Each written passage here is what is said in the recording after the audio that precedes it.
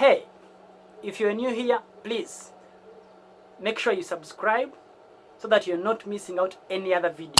And today in this video, I'm going to share with you on how you can start a small retail shop and be successful in a short possible period of time. Probably 1 year you'll be successful.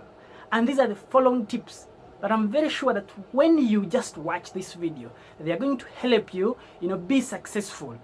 Whoever would love to start a small retail shop. And the number one tip is do not invest in a green field. What do I mean by do not invest in a green field? Here, when you're starting a small retail shop, you don't need to start a new shop. Like you go get a new place and then you put in a new shop. What you do here, you just buy someone's shop, okay? There are many shops around other cities. For example, here in Kampala, people who are selling their businesses, they are selling. So what you do, go and buy his or her shop. The advantage of this is that when you buy someone's shop, you're buying even with his customers, okay? And this is the most advantage, that when you buy, you're buying his customers. And here it is going to enable you be successful in a short possible time. But why? People will find it easier to know your shop compared to that person who just started in a green field. That is tip number 1. Tip number 2, do not start by saving but reinvest in the shop. That now in this tip number 2, when you start your business, what you do is do not start by saving the little income you get. What you do is get that money, reinvest in the shop, repurchase, bring and put in the shop. Because people naturally, or the consumers, they're always attracted by a lot of commodities within your shop. When you have little, they will not buy from you. But when you have a lot, they will definitely buy from you. That is tip number 2. Now, tip number 3, make sure you focus on the necessity goods, okay? When you start a business, before you go for durable goods, you're going for these other bigger, these other goods.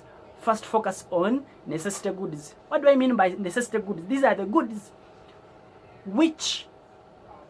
where the human being cannot survive without them. I talk of food. When you start a shop, ensure that in your shop there are these goods. For example, you're selling maize flour, you're selling millet flour, you're selling wheat, you're selling other necessities like salt, you're selling soap. These other necessities, okay? It is going to increase on your customer. It is going to increase on the number of your customers. Why? People will always go to your shop to buy these things because they cannot live without them. Tip number 4, invest in buying a fridge. This tip is very important, though some people do not consider it. The moment you buy a fridge, naturally people in cities, because cities are always hot, and the fact that they are always hot, people, they are always attracted by cold drinks. So what do I mean? That people will always go to your shop, to buy these cold drinks. And now it means when you start a shop, you have focusing on these necessities, and now you have a fridge. Put in these drinks, sodas, juice, these other drinks that you can put in a fridge. I ensure you that people will always come ask for these drinks. Tip number 5. Make sure by this time that you have a fridge. Make sure that you make yourself these drinks. For example, you can just start making yourself juices and these other drinks like bushera, like these, mango fruits. Then you can make butunda fruits, like that. And this is the tip that is connected when you have bought a fridge. When you have not bought a fridge, please do not start with this, because it will not help you. So the fact that you already have a fridge now you can invest. You can start by making yourself with these drinks, fruits, and I'm sure people in cities, they always buy these. For example, you can start by making bushera and you sell it at 500. It's very important, you know. You start by making, you know, juice, selling this, you know, mirik, and you just tie it in buvela. Very, very important. And these are the things that are going to make your shop, you know, people know it faster than your friend's shop. Tip number 6, make your shop, or make sure that you shop or purchase from the cheap supplier. What do I mean? That when you have started your shop, make sure that you look for where the supplier is selling at a list price. Remember, at the end of it all, we are focusing on how you can minimize costs and then you maximize profits. So when you purchase from a cheap supplier, it means for you are going to set a price that is relatively cheaper than your competitors in the market. And by doing this, you're just attracting customers to come to your shop. You know, naturally, customers will always like cheaper things and always like the less prices. So customers will always come to buy your goods because you're selling at a cheap price. That is tip number 6. Tip number 7, minimize your daily expenses or costs. That when you have done all these ones, now by this time, you know, you've started getting some good money and now you're just, you know, investing. What you do this time is that minimize on your daily costs. And these daily costs, I mean, you know, the cost on electricity, you know, the cost on what you use, you as a person, you know, food, maybe these other stuff. Make sure you minimize on these costs, because the most thing that always make these shopkeepers fail, it's because when their shop starts growing, they start spending a lot. And when you're spending a lot and then you find your expense is greater than, you know, probably your income, your daily income, then it means you're going to fail. That was tip number 7. You minimize your daily expenses. Now, finally, with tip number 8, it is very important in business that if you do not practice this tip number 8, seriously, you will not thrive in business. You will not be successful, because this is the most important tip. Tip number what? 8. Practice customer retention. It is very important that when you practice customer retention, customers, of course, we are focusing on how can we gain many customers come, you know, to your shop. And now when you practice customer retention, you're just attracting many customers. How do you do this?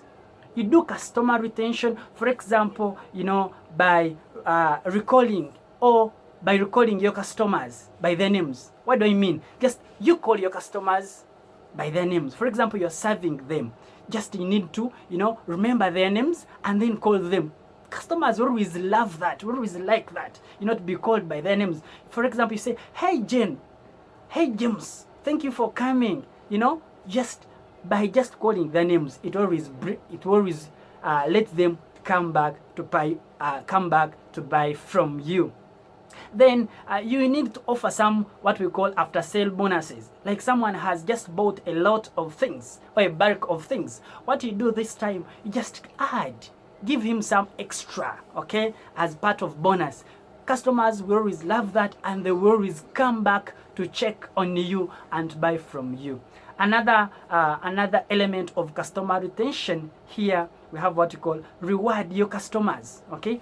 After, you know, a period of time. You know, after a period of time, you can see, these customers have done a lot of things. Now you just buy a commodity purposely for your customers. Whoever buys in that period of time, you just give. It always increase your customer retention.